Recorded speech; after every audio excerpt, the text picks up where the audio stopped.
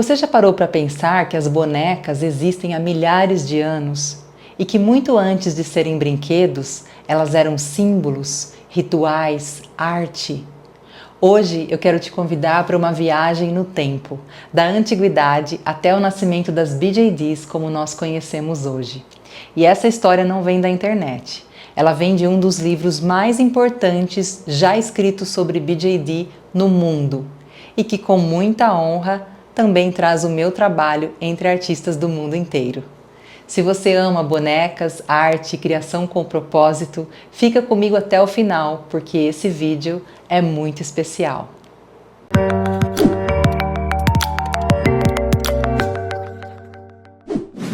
Eu preparei esse vídeo com muito carinho porque ele nasce de um livro muito especial, The Art of BJD, o primeiro grande guia internacional para colecionadores e apreciadores das bonecas BJDs. Ele foi escrito por uma professora francesa, admiradora da arte, dos livros, que teve a sensibilidade de reunir artistas do mundo inteiro para contar essa história com profundidade, beleza e respeito. No começo do livro, ela nos conduz por uma jornada fascinante, a história das bonecas, da antiguidade até o nascimento das BJDs. E é exatamente essa história que eu vou compartilhar com você hoje. Se você está aqui para ouvir essa história e sentindo que as bonecas sempre foram mais do que objetos, se em algum momento você pensou, eu gostaria de criar bonecas, então talvez esse caminho também seja para você. Ao longo dos séculos, as bonecas atravessaram rituais, arte, moda e memória. Hoje, elas continuam vivas através das mãos de artistas. Eu ensino esse caminho no curso Criando a Boneca do Seu Coração, onde você aprende a criar uma boneca BJD do zero, com articulações, expressão, identidade própria e ainda aprende a criar moldes e reproduzir suas próprias bonecas. O link está na descrição, caso você sinta esse chamado. Agora, vamos continuar falando sobre o livro, que nos levará nessa viagem pela história das bonecas. Na página 233, com muita honra, eu também faço parte deste livro com o meu trabalho, e isso torna este vídeo ainda mais especial para mim. Então, convido você agora a ouvir essa história com calma, presença e coração aberto. Vamos começar do começo, das primeiras bonecas que a humanidade criou. As primeiras bonecas. Pesquisadores que estudaram a mais antiga origem das bonecas descobriram estatuetas incríveis desde o período da antiguidade. Vários modelos encontrados já eram parcialmente articulados. A articulação dos braços na altura dos ombros e até mesmo de pernas na altura dos joelhos. As bonecas desta época não tinham necessariamente uma função de brinquedo. Elas mais representavam uma função simbólica, particularmente no rito fúnebre. Alguns séculos depois, durante o Renascimento, sabemos de muitas fontes que bonecas de famílias aristocráticas eram vestidas de roupas luxuosas, costuradas nos tecidos mais preciosos, a fim de transmitir uma imagem da moda daquela época.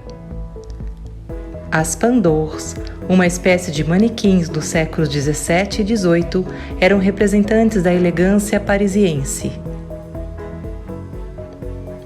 Durante os séculos 17 e 18, o uso de papel machê emergiu, mas as bonecas criadas permaneceram reservadas para as famílias mais ricas. A fabricação tornou-se gradualmente mais organizada durante o século XVIII, com lojas especializadas em Paris, mas também no norte da Itália ou na Inglaterra. A idade de ouro da boneca francesa no século XIX. No século XIX, dois tipos de produção de bonecas começam a se desenvolver. As bonecas da moda, representando a mulher adulta, eram sobretudo pensadas para valorizar os trajes magníficos, réplicas das roupas da moda no período. Pouco depois, é a modelo bebê que se desenvolve com maior sucesso durante o final deste século. Este tipo de boneca sofre muitas evoluções ao longo de um curto período. As bonecas daquela época tinham uma cabeça de porcelana, olhos de vidro, perucas de mohair ou cabelo real.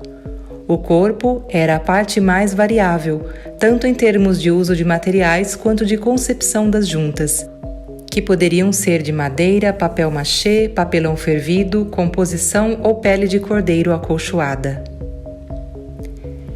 Foi no início do século XIX, em 1836, que a famosa loja de brinquedos Onu Bleu nasceu assim batizado em referência a um jogo de cartas muito na moda naquele período. A marca estava oferecendo o melhor da indústria de brinquedos francesa. No final do século XIX, os Nain Bleu criavam enxovais de bonecas como exclusividade, o que se tornou sua especialidade, e hoje em dia cópias de bonecas ou Nain Bleu são encontradas em salas de leilão e são uma referência conhecida para colecionadores. A partir de 1880, houve uma multiplicação dos fabricantes, não só de bonecas, mas também de roupas, acessórios, móveis, etc. Ao longo de todo esse período, as indústrias francesas e alemãs estavam em constante e ávida competição. Uma onda altamente criativa e produtiva manifestou-se na invenção de numerosos processos de fabricação patenteados.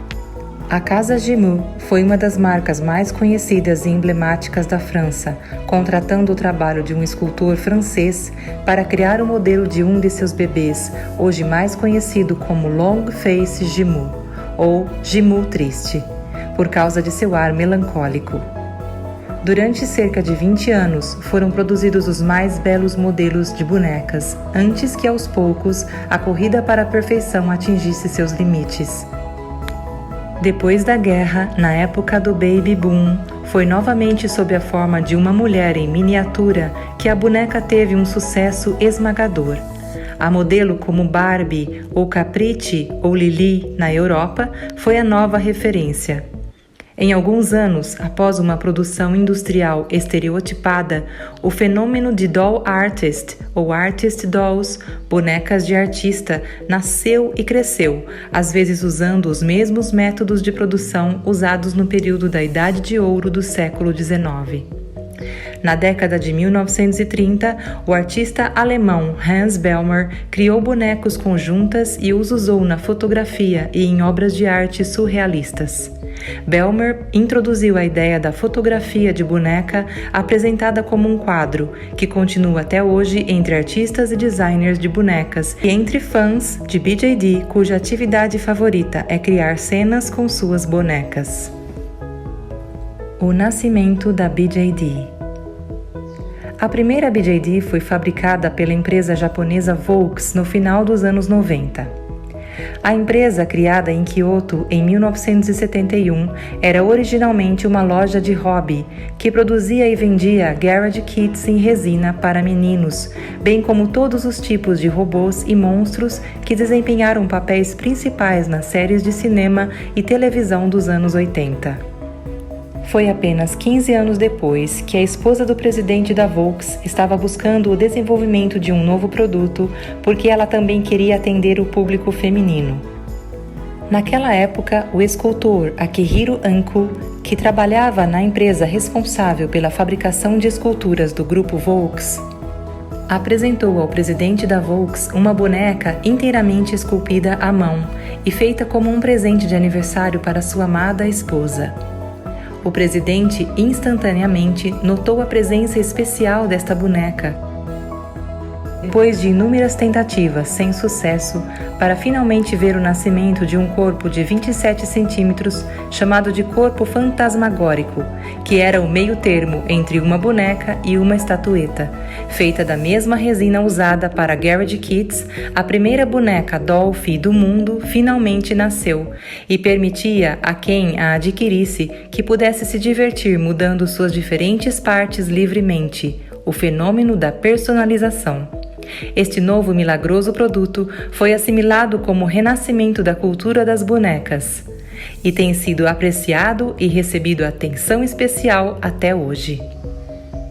Originalmente sem maquiagem ou roupas, o corpo nu de Dolphy foi considerado por colecionadores de bonecas como uma heresia. Mas graças ao surgimento da linha Lost Angels, uma série de bonecas retratando anjos ou anjos caídos, de acordo com uma história original, e a multiplicação de diferentes corpos para as bonecas, o produto aos poucos tornou-se conhecido e aceitável. Um ano depois, em 1999, surgiu a nova heroína do renascimento das bonecas, chamada de Super Dollfie.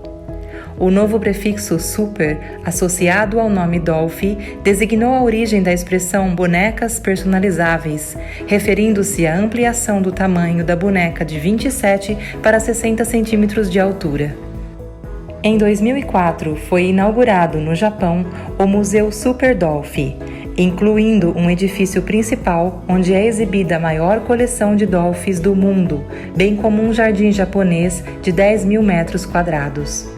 Desde a sua inauguração em 2004, o museu acolheu inúmeros proprietários de Super Dollfie de todo o mundo.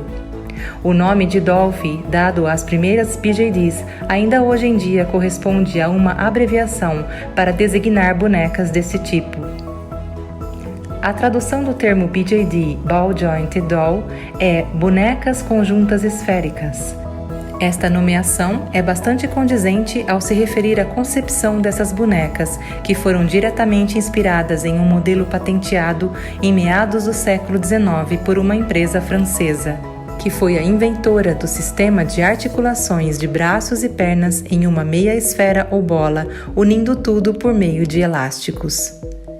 Desde o seu lançamento, as BJDs têm enorme sucesso e a produção se desenvolveu rapidamente, especialmente na Ásia. Empresas japonesas, coreanas e chinesas estão sendo lançadas no mercado dia após dia e a oferta está se diversificando cada vez mais.